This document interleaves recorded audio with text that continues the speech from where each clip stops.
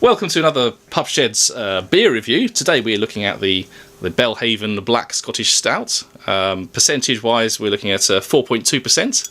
I'd like to introduce two colleagues here. We've got my father, Steve, on the left. That's not nice calling your father a colleague, isn't it? Yeah, it's very unprofessional. And his very good friend Mike on the right here as well. So. Nice to be here. Nice to be here. And we started the review in earnest. We've decided it's definitely a very dark stout, so we'll crack it open now. Let's see if we can start with the next. Of all the bits on the page to fill in, that's the one which is clearly beyond dispute. It is definitely dark. It's black. Undeniable. So we'll look at we're looking now at clarity on the head. Mind you, if it's dark, I'm interested how you'd work out what the clarity is looking through something that's dark, because clearly it's easier to look through a paper. There's no clarity whatsoever because it's completely pitch black. So, but then you can't say that it's cloudy because it probably isn't, but it's just dark, so you can't see through it. Yes. What's the other one? Veiled. Would that come under veiled? Because it's clearly not brilliant. I suppose it could be, yeah. You wouldn't notice really, could you? It's hard to tell from that. It's brilliantly black. Brilliant. Well, but if presumably the clarity, if it's brilliant, you could see through it. Like, for example, a very fine lager or something. Yes. So, I mean, I don't know how. You could put NA for clarity, couldn't you? I'm not really quite sure what veiled means, but veiled. That would cover it, I think. I think we'll go for veiled. Okay. And the head is it's quite reasonable, isn't it? It's not bad actually, is it? Actually, it varies. Which one did you pour them in? I've got quite a nice head on there. Yeah, that's it. Mine's not Good. Yours is gone, isn't it? Actually, Mine's gone, so persistent. Persistent. That's a good thing. Yours is lasting well. Mine isn't persistent, so how do you mark it? I'd say go for good. Yeah, put a little line up across it. I would. Good there. Yeah. I'd say good. Yeah, I mean it's got a good head. It's certainly not a poor head. It had a decent head on it. Persistent. No, it's dying off. Certainly in yours. That's great. Okay, I'm going to put brilliant because it's brilliant. Yeah, I always put that there. I think super. Brilliantly black. So then going on to aroma, well, we've got a few sort of areas here. Looking at the malts and the hops in particular, is there anything you can pick up there just by having a look at it? Well, because it's dark, it is sort of much sort of maltier, I guess. I can feel that. You can smell the malt. Can really smell that. It smells malty. Yeah, definitely. You can do chocolate or coffee. Is there anything darker in there? I'm looking at the possibilities. Cocoa. It's like on wines, all the things that they suggest, and so you look through it and think, well, some of these might apply. It's got dry cocoa beans. Coffee. Grain, malt. Sweet, isn't it? It's dry though, isn't it? It's not as sweet as some. Yeah, it is actually. Yeah, you could compare it to like an old peculiar or something. You can really. Oh no! Well, I mean that's really sweet, isn't it? It is, isn't it? Yeah. It's like a rich coffee. I'd go with that. Chocolate, yeah. Bit of chocolate too, yeah. Any hops? Can you detect any with the spiciness or? I mean, it's quite earthy. Would you say? I can't find. There's not so much spice. It's does it have earthy? Oh yeah, I'd go. Sort of mud. Well, that contributes to the colour, of course. It tastes like the smell you get when you're digging up your spuds. Yeah, well, it's taste how we have. We should have Trevor out here. Trevor is my next door neighbour, who's an excellent gardener. So he said, "Oh yes, I can definitely taste a little potato." No, I agree with that. Yeah, very much. Yeah. Impression.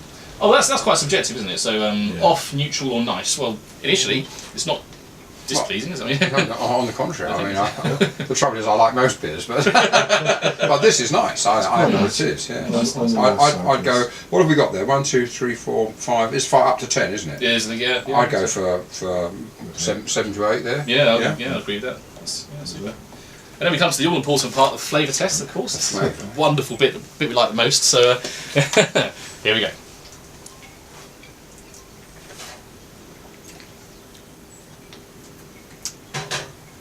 Well, it's nice. It's very nice, actually.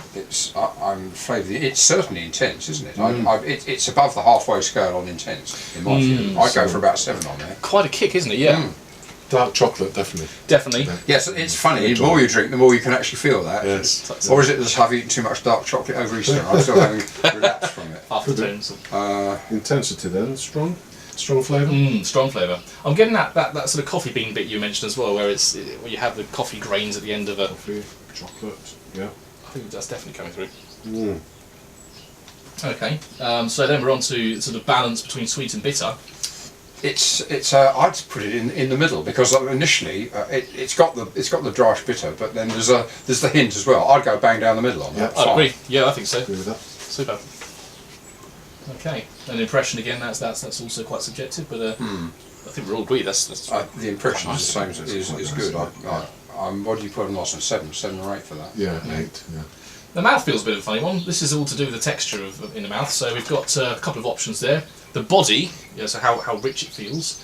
Carbonation in terms of the bubbles, obviously. So what do you think for the mouth feel there? Body is medium. It's not as full as some. It's not. It's not thick and heavy. No. Some you can chew through, can't you? Well, really? absolutely. And the sweeter ones tend to be thicker as well, don't they? Oh, that's what I feel. So I've got to put light to medium. yeah, I would agree with that. Carbonation is quite lively, isn't it? It's the bubbliness on your tongue. Not quite low, excessive. I certainly wouldn't have gone above 5 for carbonation. Yeah, I'd agree. I think that's probably quite light in a sense. 4 or 5 maybe. Yeah. Midway. Okay. And finally, we come to the a sensation. Okay. Creamy, slick, drying, warming, puckering, astringent, chalky, mouth coating, or prickly. I'm going to go prickly. Prickly, yeah, that's quite extreme. I think like a hedgehog. Got a bit of astringency in it. I think. Yes, it's. It doesn't make you pucker your lips. It does coat the mouth quite a bit, doesn't it? You feel that. It is quite, yes. I think that's probably any darker beer is likely to have that kind of impression in your mouth. Even that's a good point. Yeah. Okay, and then finally we come on to the overall finish of the beer. So how it's lasting in the mouth and what flavours are coming through there. So I'll still taste it. As a length, what would you say? Yeah, is that kind of? Well, I think that's quite significant because of the fact of the kind of beer it is. You can experience it well after taking the mouthful. Absolutely, yeah, it's really lasting quite nicely. So that would be a long. I would go between medium, but up near the top, I'd think 7 or 8 maybe, somewhere along that line. Yep. It's quite a strong kick, isn't it? And then it kind of dies out into a sort of bittery aftertaste almost. So intensity. On the strong side? It's got that kind of strongish taste. Not super strong. There's lots of stouts. I'm trying to think of sort of varying that against the alcohol content, because generally speaking, they feel more mouth sort of lingering as well. Intensity, I'm thinking a medium to fractionally over 6 perhaps. Yeah. Yes. Yeah. The balance is down the middle as well, as far as I can see. I mean, it's between the sweet and bitter, absolutely. Great, I agree. So overall, guys, I mean, we have a sort of a cheers rating scale which we give them. We won't probably do it last time, but we out of 5. So we give you 5 cheers, obviously being the best in terms of how we personally like that. But what would you say as an overall? So it's a 1 to 5 on the 5. It is on the cheer scale, 1 to 5. Well, it's not 5. It's 3 or 4 because I'm liking it. So I'm not quite sure which one of those to go. So 3 is sort of midway, which I'm on the. When you're having this kind of experience of tasting beers, and you want to start perhaps midway, so you've got other things to gauge by. I'm thinking 3 would be a sensible start. I would say 3. Yes, I'd agree with that. 3. Yeah, I think we'll agree there. So we'll put that down on notes. Please, that's great. 3 cheers for our beers. 3 cheers for the beers. Yeah, very good.